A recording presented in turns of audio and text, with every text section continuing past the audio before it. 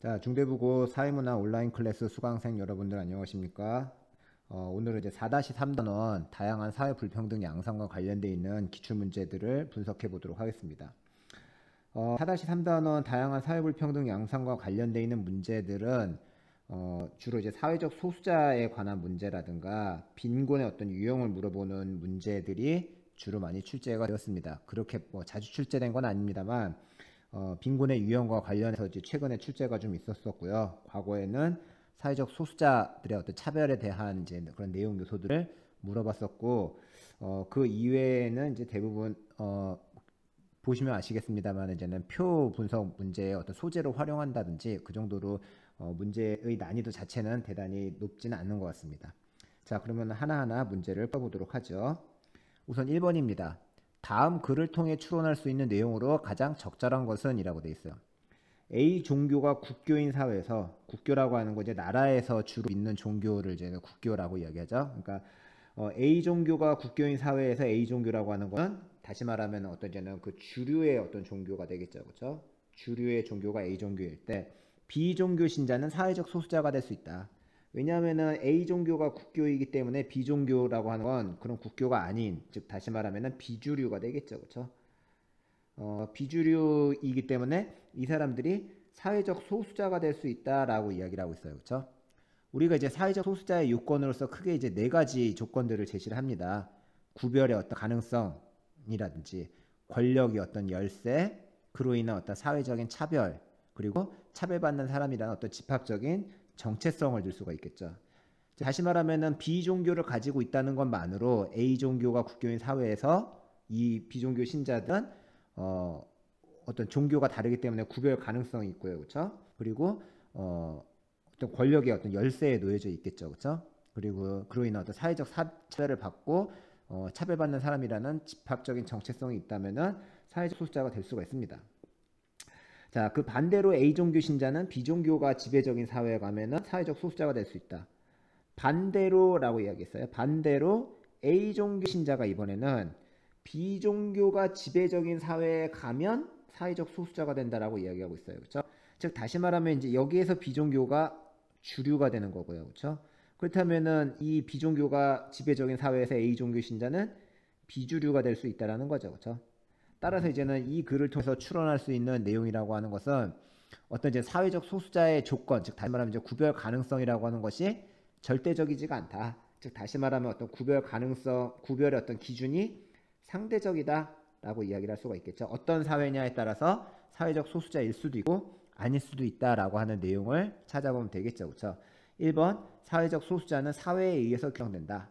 그렇죠. 바로 이제 1번이 그런 어떤 사회적 소수자의 상대성, 사회적 소수자를 구분하는 기준의 상대성을 말하는 것이 되겠죠. 그렇죠? 1번이 바로 정답이 되겠네요. 그렇죠?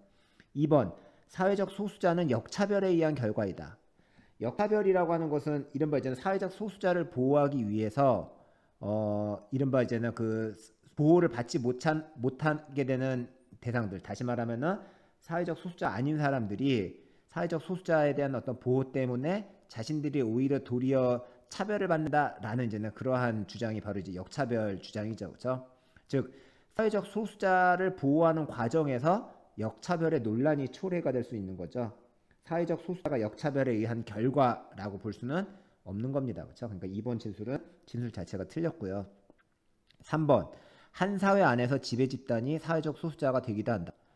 물론 이제 사회가 달라지게 되면 그 사회에서 지배 집단의 성격을 가진 어떤 다른 집단들이 사회적 소수자가 될 수는 있겠죠. 그렇죠? 그런 내용들은 앞에서 우리가 이제 살펴봤던 것처럼 A 종교가 국교인 사회에서는 비종교 신자가 사회적 소수자가 되는 거고, 반대로 비종교가 지배적인 사회에 가면 A 종교 신자들이 이러면 이제 사회적 소수자가 된다는 점에 있어서 사회 지배 집단의 성격이 달라지게 되면 이제 그렇다면 이제 사회적 소수자가 될 수도 있는 것인데, 한 사회 안에서 이제 지배 집단이 사회적 소수자가 되기도 한다라는 내용은 이 글을 통해서 알 수 있는 내용은 아닙니다. 그렇죠? 응?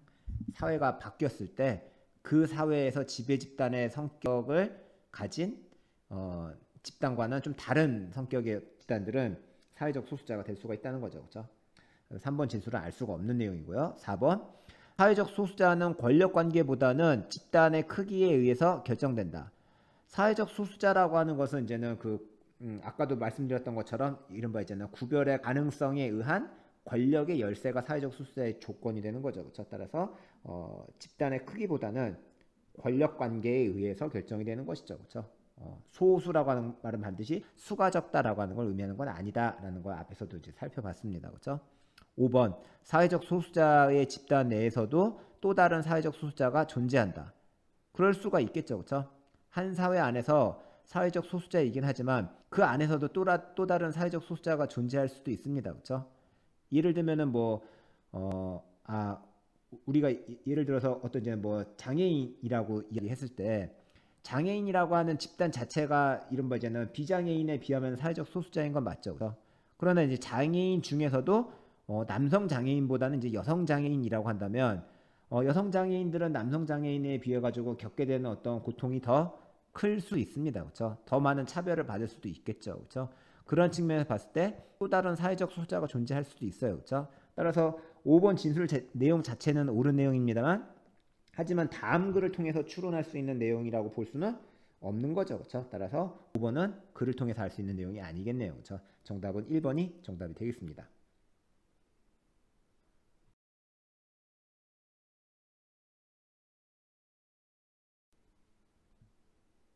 자, 2번 문제입니다. 그림은 각국의 고소득층과 저소득층의 남녀 간 평균 임금 격차 추이를 나타낸 것이다. 이에 대한 분석으로 옳은 것은 이라고 되어 있어요. 단 이제 제한 조건 있죠.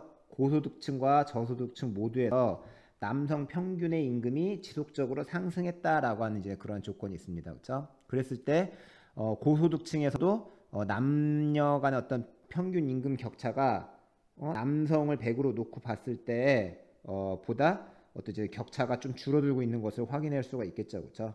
60에서 40, 35에서 33으로 고소득층에서도 줄어들고 있고, 즉 남녀 간의 임금 격차가 줄어들고 있고요. 그렇죠? 저소득층에서도 42, 38, 34, 33으로 마찬가지로 남녀 간의 평균 임금 격차가 줄어드는 것을 이제 우리가 확인할 수가 있습니다. 자, 그러면 이제 여기에 대한 분석으로 옳은 것 1번 보도록 하죠.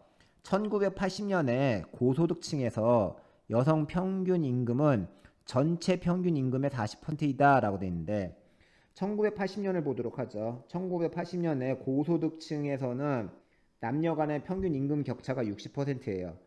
이 얘기는 뭘 뜻하는 겁니까? 60이라고 하는 수치가 말하고자 하는 바는 그러니까 남성과 여성의 남성의 평균 임금을 100이라고 한다면 남성의 평균 임금을 100이라고 한다면 여성의 평균 임금이 40이라고 하는 걸 의미하는 거죠. 그렇죠? 따라서 남성의 평균 임금과 여성의 평균 임금 차이인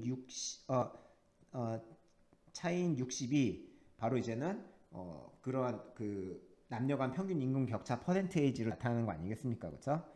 따라서 남성의 임금이 100일 때 여성의 임금이 40이다라는 얘기지 전체 평균 임금의 40%를 의미하는 것이 아니죠. 그렇죠? 남성 평균 임금의 1980년대 고소득층 남성 평균 임금의 40%이다 라고 하는 것을 보여주는 지표가 되겠습니다. 그렇죠? 따라서 1번 진술은 틀렸고요. 그렇죠?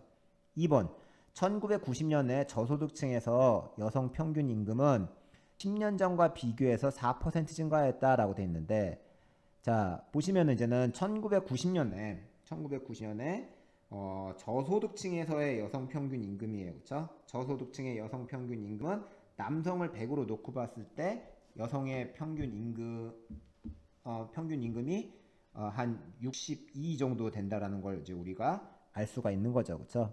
자, 그랬을 때 1980년대에는 42 남성을 100으로 놓고 본다면 여성의 이제 평균 임금이 58% 정도 된다라는 걸 이제 의미를 하는 거예요. 그렇죠? 그랬을 때 저소득층의 여성 평균 임금이 즉 저소득층의 여성 평균 임금이 10년 전과 비교해 가지고 4%가 증가했는지는 여기서는 알 수가 없는 겁니다. 그렇죠? 왜냐하면은 여기서 제시되어 있는 자료는 남성의 임금 대비 여성의 비율만을 제시하고 있어요. 즉 다시 말해서 남성 평균 임금의 어떤 상승률이 제시가 되어 있지 않기 때문에 1980년대 남성 임금이 저소득층에서 100이고 1990년대도 남성 평균 임금이 100이라고 놓고 봤을 때 그때 여성 임금이 58이고 62였다라고 하는 것은 알 수가 있죠.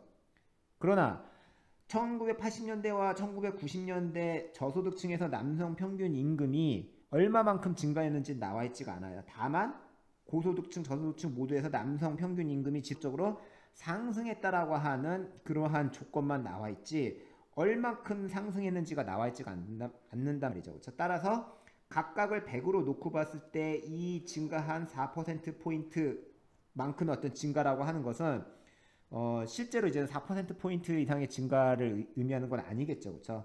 1980년대에 비해서 1990년대 100이 아니라 이게 110일 수도 있는 거고요. 혹은 120일 수도 있는 겁니다. 그렇죠? 알 수가 없잖아요. 그러면은 여기에 나와 있는 이 수치라고 하는 것은 당연히 그것보다 훨씬 더 크겠죠. 그렇죠? 4%포인트보다는 높을 거라는 건 알 수가 있어요. 그렇죠? 따라서 이번에 진술을 옳게 고친다면 1990년대 저소득층의 남성 평균 임금 대비 여성 평균 임금의 비율이 10년 전과 비교해 봤을 때 4% 증가한 것이 아니라 이제 4%포인트가 증가했다라고는 이야기를 할 수가 있겠죠. 그렇죠? 퍼센트와 퍼센트 포인트의 차이는 1학기 때 실제 수업에서도 여러분들한테 말씀을 드렸었습니다. 그렇죠?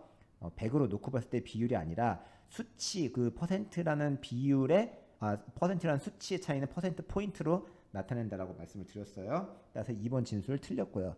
3번 1990년 대비 2000년에 고소득층에서 남성 평균 임금의 상승률이 여성 평균 임금의 상승률보다 크다라고 하는 것을 알 수가 있냐. 자, 보시면은 남성 평균 임금의 상승률이 만약에 여성 평균 임금의 상승률보다 크다면은 남녀 간의 격차는 어떻게 될까요? 줄어들어야 되겠죠. 늘어나야 되겠죠. 그렇죠? 왜냐면 남성 평균 임금이 훨씬 더 많이 늘어났는데 그에 비해 이제 여성 평균 임금의 상승률이 낮다라고 한다면은 당연히 이제는 그 남녀 간의 어떤 격차, 즉 다시 말하면은 평균 임금 격차 퍼센트 이 수치는 커져야 될 겁니다. 그렇죠? 그러나 여기 표에서도 보시는 것처럼 1990년 대비 2000년대 고소득층에서는 40에서 35로 그 남녀 평균 임금 격차의 비율이 줄어들고 있단 말이죠. 그렇죠? 남녀 격차가 줄어들고 있기 때문에 우리가 이제는 여성의 평균 임금 상승률이 남성의 평균 임금 상승률에 비해서 높다라고 하는 걸 알 수가 있겠죠. 그렇죠? 그렇기 때문에 이제는 3번 진술도 틀린 진술이 되겠어요. 그렇죠? 격차가 이렇게 줄어들었기 때문에 여성의 평균 임금 상승률이 남성의 평균 임금 상승률에 비해서 높았구나라고 이제는 이야기를 할 수가 있는 겁니다. 4번 2010년에 고소득층과 저소득층의 남녀 간 평균 임금 차이는 같다. 이른바 이제는 고소득층과 저소득층이 각각 남성과 여성의 남성에 비해 가지고 여성이 33%로 동일한 거는 알 수가 있죠. 그렇죠? 근데 이거는 남성의 고소득층 평균 임금을 100으로 여성의 저소득층의 남성 평균 임금을 각각 100씩으로 놓고 봤을 때의 수치인 거지. 2010년에 고소득층과 저소득층의 남녀 평균 임금 차이가 똑같다라는 건 알 수가 없죠. 왜냐하면 남성 평균 임금의 수준이 지금 제시되어 있지가 않잖아요. 고소득층의 남성 평균 임금이 실제로 얼마인지 뭐 예를 들면 1000만 원일 수도 있는 거고요. 그렇죠? 저소득층이 100만 원일 수도 있는 겁니다. 그렇죠? 그렇다고 한다면은 임금의 차이라고 하는 것은 33이라고 하더라도 즉 67이 되겠죠. 그렇죠? 여성의 평균 임금이 고소득층은 670만 원, 저소득층에서는 67만 원이라는 얘기가 되겠죠. 그렇죠? 그랬을 때 이제 여기는 33만 원 차이지만 여기는 330만 원 차이가 되지 않겠어요. 그렇죠? 따라서 평균 임금 차이가 같다라고 이야기할 수 없는 거죠. 그렇죠? 알 수가 없습니다. 그렇죠? 따라서 4번 진술 틀렸고요. 그렇죠? 5번 1980년, 2010년에 모두 저소득층에서 여성 평균 임금은 남성 평균 임금의 50%를 넘는다. 자, 1980년대와 2010년도를 보시면은 저소득층은 각각 42, 33을 보여주고 있어요. 그렇죠? 그 얘기는 남성 평균 임금을 1980년대에 100으로 놓고 보고 2010년도에도 100으로 놓고 봤을 때 여성의 평균 임금이 어떻다는 겁니까? 각각 58과 그리고 67이라는 걸 알 수가 있는 거죠. 그렇죠? 따라서 58%, 67%이기 때문에 남성 평균 임금의 50%를 넘는다라고 하는 진술은 그렇죠. 옳은 진술이 되겠죠. 정답은 5번이 정답이 되겠습니다.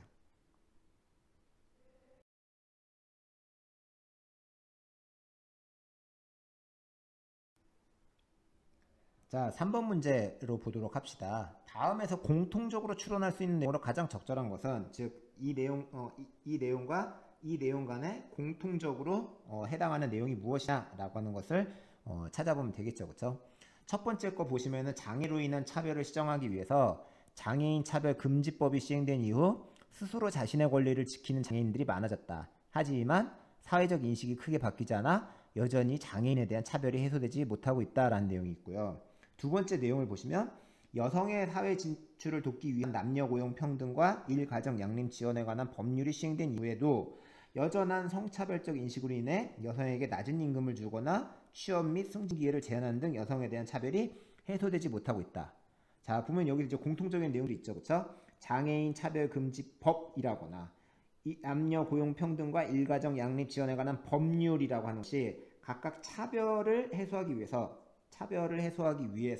이런 이제는 법과 제도가 존재하고는 있지만, 하지만 그러나 이후에도 여전히 이런 것처럼 이러한 법이 있음에도 불구하고, 법률이 있음에도 불구하고 그런 어떤 차별의 행태는 해소되지 못하고 있다. 장애인에 대한 차별이 여전히 존재한다. 여성에 대한 차별이 해소되지 못하고 있다라고 하는 현실은 여전히 차별적이라는 거죠.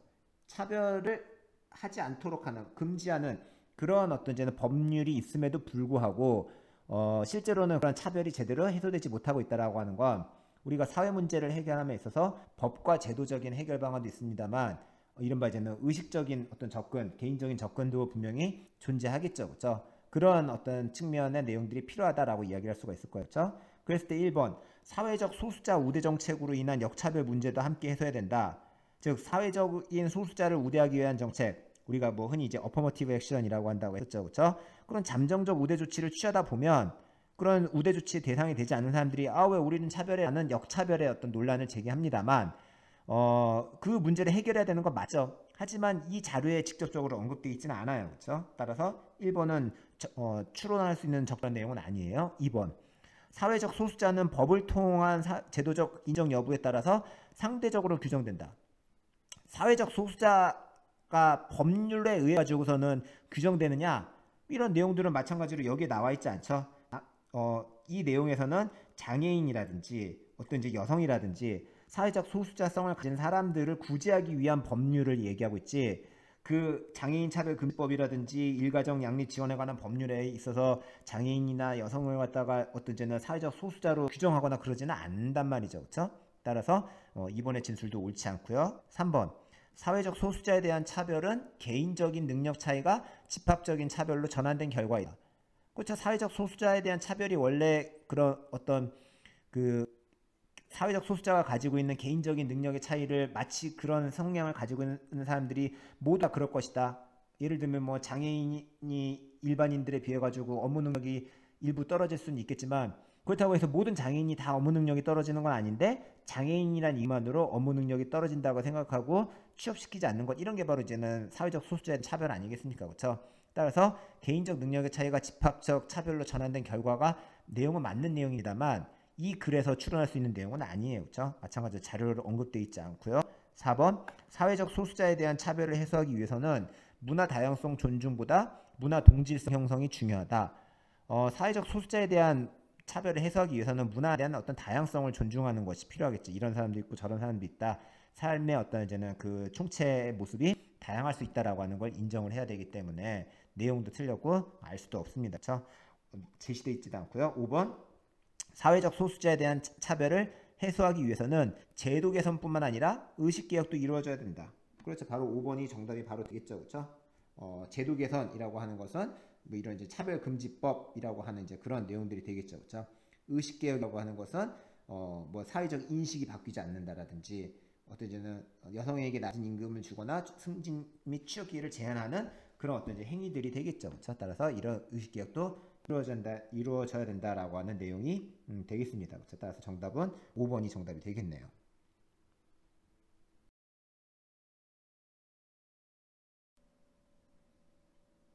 자, 4번입니다. 표는 갑국의 빈곤율을 나타낸 것이다. 이에 대한 옳은 분석을 보기 위해서 고른 것은 단 전체 가구는 도시가구와 농촌가구로만 구성되며 구성비는 1대1이고 즉 도시가구, 농촌가구가 동일한 규모라는 거죠. 그렇죠? 모든 가구 구성원의 수는 동일하다라고 이제 하는 내용들이 제시가 돼 있어요. 그렇죠? 그랬을 때 2010년도와 2011년도에 전체 가구의 절대적 빈곤율, 상대적 빈곤율이 제시돼 있고 그 중에서 이제 도시가구의 절대적 빈곤율과 상대적 빈곤율이 제시돼 있어요. 그렇죠? 그러면 이제는 우리가 여기 그 전체 가구라고 하는 것이 도시가구와 농촌가구로 구성되며 구성비가 1대1이다. 즉 50% 50%다 라고 하는 조건을 통해서 우리는 이제 농촌가구의 절대적 빈곤율과 상대적 빈곤율을 알 수가 있겠죠. 그렇죠? 2010년도에 농촌가구의 절대적 빈곤율은 얼마겠습니까? 농촌가구에 있어서 전체 가구의 절대적 빈곤율이 7.5이고 도시가구의 절대적 빈곤율이 4.5라고 이야기하고 있어요. 그렇죠? 그러면은 이 전체 가구의 빈곤율은 4.5와 x라고 하는 것을 합한 값을 뭐 한 겁니까? 그렇죠? 2로 나눈 값이 되겠죠. 그렇죠? 그러니까 우리가 이게 이제 7.5라는 얘기니까 계산을 해보면 어떻겠습니까? 그렇죠? 농촌 가구의 2010년도에 절대적 빈곤율은 10.5%가 되는 걸 알 수가 있어요. 그렇죠? 그리고 이제 상대적 빈곤율이라고 하는 것은 마찬가지로 계산해 보시면 되겠죠. 그렇죠? 전체 가구의 이제는 상대적 빈곤율이 10%고 도시가구의 상대적 빈곤율이 8%라면은 농촌가구의 상대적 빈곤율은 12%다. 2010년도에 그렇다는 걸 알 수가 있고 2011년도에는 같은 방식으로 해보면은 절대적 빈곤율은 12%가 되는 걸 알 수가 있고요. 그렇죠? 그리고 상대적 빈곤율은 15%가 되는 걸 우리가 알 수가 있습니다. 그렇죠? 부가 조건에서는 절대적 빈곤율과 상대적 빈곤율의 개념을 얘기하고 있고요. 그렇죠? 세 번째 부가 조건에서는 중위소득이라고 하는 것은 중위소득의 개념에 대해서 이야기를 해주고 있습니다. 그렇죠? 자, 그래서 이런 내용을 바탕으로 해가지고 우리가 보기를 해석을 해보면 기억 2010년에 전체 가구의 소득 중에서 전체 빈곤 가구의 소득이 차지하는 비율은 7.5% 미만이다. 자, 절대적 빈곤 가구의 비율이 2010년도에 7.5%예요. 그렇죠? 그 얘기는 100명의 사람들이 있다면 1000명의 사람들이 있다면 75명의 가구가 1000가구 중에서 전체 1000가구 중에서 75가구가 이른바 이제는 절대적 빈곤 상태에 놓여져 있다는 거죠. 그렇죠? 따라서 이 사람들의 소득이 빈곤할수록 소득이 낮을 거고요. 부유할수록 소득이 높지 않습니까? 그렇죠? 그러면은 이 사람들의 비율이 7.5%라고 한다고 해서 전체에서 차지하고 있는 소득 자체가 7.5%냐라고 이야기할 수 없죠. 그렇죠? 왜냐면 숫자가 7.5%인 거지 실제로 이 사람들의 소득은 낮단 말이죠. 그렇죠? 고소득층에 비해 가지고 소득이 낮은 사람들이기 때문에 따라서 이제 이 사람들의 어떤 소득의 총합은 7.5%보다는 훨씬 낮다라고 이야기할 수가 있을 겁니다. 그렇죠? 전체 가구 중에서 빈곤 가구의 비율이 7.5%라는 걸 의미할 뿐이지 낮은 소득의 규모를 각각 가구가 보이고 있기 때문에 그런 어떤 소득의 비율은 가구의 비율보다 낮을 수밖에 없다는 기억의 진술, 그렇죠? 옳은 진술이 되겠군요. 니은 2011년에 농촌에서 절대적 빈곤 가구는 모두 상대적 빈곤 가구에 속한다. 자, 농촌의 경우 2011년도에 절대적 빈곤율이 상대적 빈곤율보다 낮아요. 그렇죠? 따라서 절대적 빈곤 가구는 모두 상대적 빈곤 가구에 들어간다라는 걸 알 수가 있죠. 그렇죠? 그러니까 이제 니은 진술도 옳은 진술이 되겠습니다. 그렇죠? 자, 디귿 2010년 대비 2011년대 도시와 달리 농촌에서는 소득 불평등이 완화되는 경향이 나타난다. 자, 소득 불평등이 완화가 되었느냐? 보시면 이제 소득 불평등이라고 하는 거는 상대 빈곤율이 어떻게 변하냐를 보면 알 수가 있겠죠. 그렇죠? 상대 빈곤율이 커지게 되면 그만큼 어떠지는 중위소득의 50%에 미치지 못한 사람들이 늘어난다라는 것이기 때문에 고소득층과 저소득층의 격차가 벌어지는 것을 의미한단 말이죠. 그렇죠? 따라서 이제 소득 불평등이라고 하는 것은 이런 상대 빈곤율이 증가했느냐 늘어났냐를 보면 알 수가 있는데 도시에서는 4.5%에서 4%로 좀 줄어들었어요. 그렇죠? 죄송합니다. 절빈곤율이 저기 상대 빈곤율이죠. 도시에서도 8%에서 9%로 상대 빈곤율이 증가했네요. 그렇죠? 그리고 농촌에서도 12%에서 왜 이러죠? 12%에서 15%로 상대 빈곤율이 마찬가지로 또 증가했죠. 그렇죠? 따라서 이런 이제 도시와 농촌에 있어서 상대적 빈곤율이 증가한 걸로 봐서는 이러한 소득 불평등은 이른바 이제는 도시와 농촌 모두에서 도시, 농촌 모두 상대 빈곤율이 어떤 이제 강화되는 그런 어떤 이제 경향을 보이고 있다라고 이제는 이야기를 심화되는 경향을 보이고 있다라고 이야기할 수가 있겠죠. 왜냐하면 상대 빈곤율의 상승을 통해서 우리가 이제 그런 내용을 파악할 수가 있습니다. D가 틀렸고요. 그렇죠? 리을 2010년과 달리 2011년도에는 도시에서 가구 소득이 최저 생계비 이상이면서 중위 소득의 50% 미만인 가구의 수는 자, 최저 생계비 이상이다라는 거는 절대 빈곤 가구는 아니란 얘기죠. 그렇죠? 절대 빈곤 가구는 아니다. 왜냐면은 최저 생계비 미만인 가구의 비율을 우리가 절대 빈곤율이라고 이야기하잖아요. 그렇죠? 그러니까 최저 생계비 이상이라고 하는 건 절대 빈곤 가구는 아니면서 하지만 중위소득 50% 미만이라고 했으니까 상대 빈곤 가구에는 해당한다는 거죠. 즉 다시 말하면은 이 사람들이라고 하는 것은 상대적인 빈곤 가구에서 절대적인 빈곤 가구를 뺀 그러한 사람들이 바로 이 상대적 빈곤 가구에만 해당하는 사람들이 되겠죠. 그렇죠? 즉 상대 빈곤 가구에서 절대 빈곤 가구를 뺀 이제 그러한 수가 될 텐데 그러한 수가 자 보시면은 2010년도에는 몇 %입니까? 2010년도에는 그렇죠. 도시에서는 3.5%죠. 그렇죠? 4.5%와 8.8%니까 3.5%가 이러한 이제는 여기에 해당하는 사람들이 될 거고요. 그렇죠? 반면에 2011년도에는 그게 5%가 되었죠. 그렇죠? 그러니까 3.5%에서 5%로 절대적 빈곤 가구 수는 4.5%고 4%이기 때문에 2배 이상이다 라고 이야기할 수가 없죠. 2배 미만이다 라고 이야기를 할 수가 있겠습니다. 따라서 리을도 틀렸네요. 정답은 따라서 기업과 니은 1번이 정답이 되겠네요.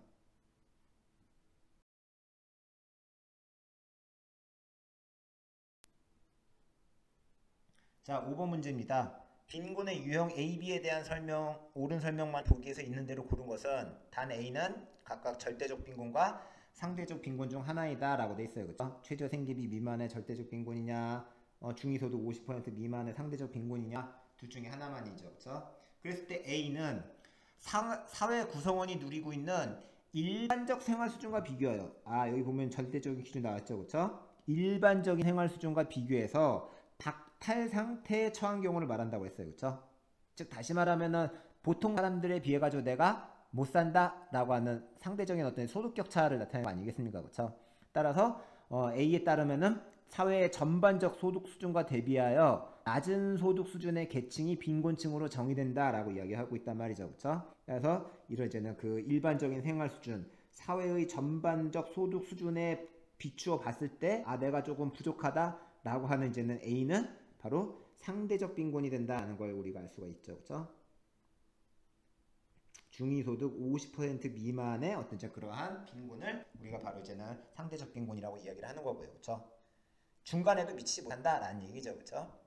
자, 반면에 이제 B는 한 개인이나 가구의 소득 또는 지출이 최저 생활을 유지하는 데 필요한 기준에 미치지 못하는 경우라고 이야기하고 있어요.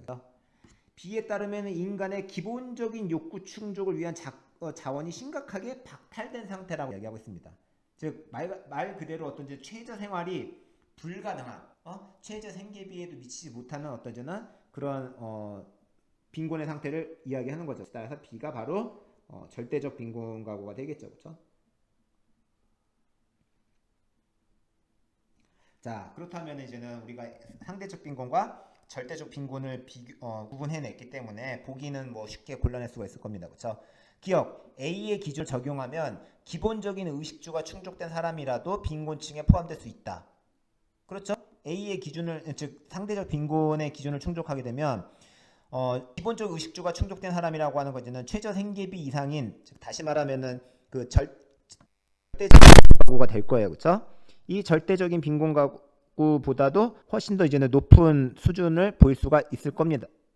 그런 높은 수준을 보인 사람이 있을 수 있겠죠, 그렇죠? 왜냐하면은 이제는 절대적인 그 빈곤 수준이 죄송합니다. A의 기준을 이제 적용하게 되면은 기본적인 의식 수준이 충족된 사람이라도 빈곤층에 포함될 수 있다라고 하는 진술은 절대적인 빈곤 가구보다 상대적 빈곤율이 높았을 때, 즉 절대적 빈곤율보다 상대적 빈곤율이 높았을 때 이런 이제는 그 절대적 빈곤에 처하지 않은 사람이 상대적 빈곤층에 이제 포함될 수도 있겠죠. 그렇죠? 따라서 기억의 진술은 옳은 진술이 되겠고요. 그렇죠? 니은 B는 A와 달리 소득의 불평등 현상을 설명하는 데 용이하다.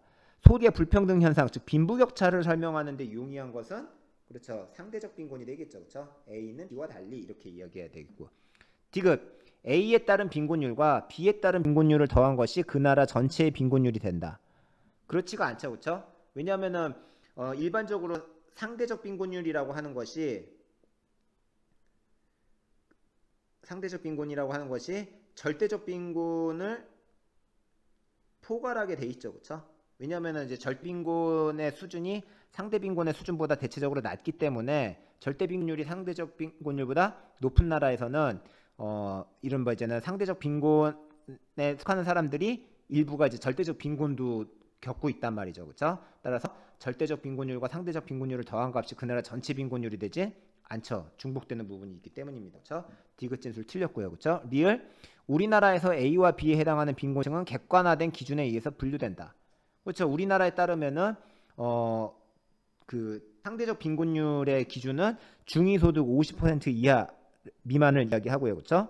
반면에 이제는 절대 빈곤층, 즉 국민기초생활보장제도의 어떤 수급 대상자들 같은 경우에는 중위소득 기준으로 30%에서 뭐 60%까지 다양한 어떤 최저 생계비가 설정이 돼 있죠. 그렇죠? 교육급여, 생활급여, 뭐 의료급여 이런 등의 이제 기준들이 각각 달랐습니다. 그렇죠? 따라서 리을 진술 옳은 진술이 되겠네요. 그렇죠? 따라서 정답은 기억과 리을 2번이 정답이 되겠습니다.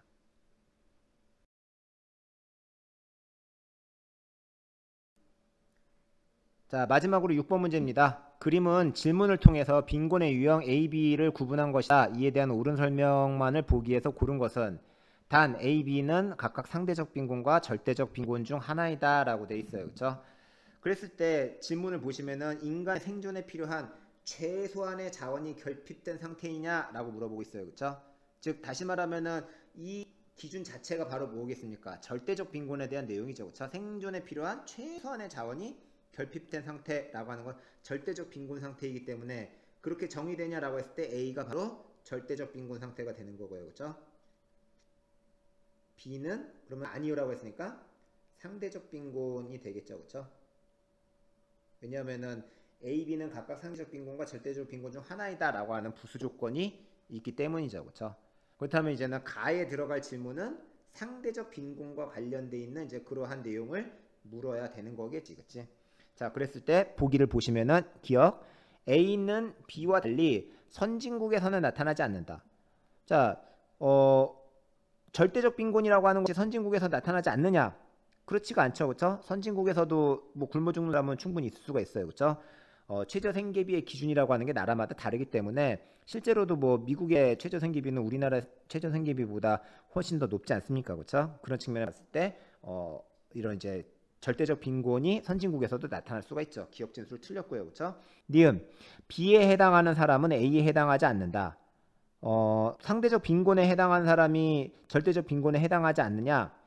절대적 빈곤에 해당하는 사람 상대적 빈곤에 해당한 사람이 절대적 빈곤에 해당될 수도 있고 해당되지 않을 수도 있는 거죠. 왜냐하면 아까도 말씀드린 것처럼 절대적 빈곤은 상대적 빈곤이 그 포괄하고 있기 때문이죠. 그렇죠? 따라서 이제 중복되는 부분이 있기 때문에 이런 진술도 틀렸고요.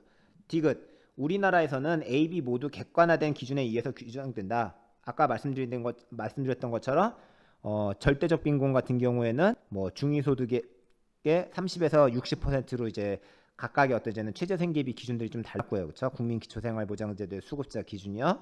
반면에 이제는 그 상대적 빈곤은 중위소득의 50% 미만을 우리가 상대적 빈곤에 노출돼 있다라고 이야기를 하죠. 그렇죠? 따라서 객관화된 기준 중위소득의 몇 %라고 하는 이제 그런 기준에 의해서 규정된다. 디귿 옳은 진술이 되겠습니다. 그렇죠?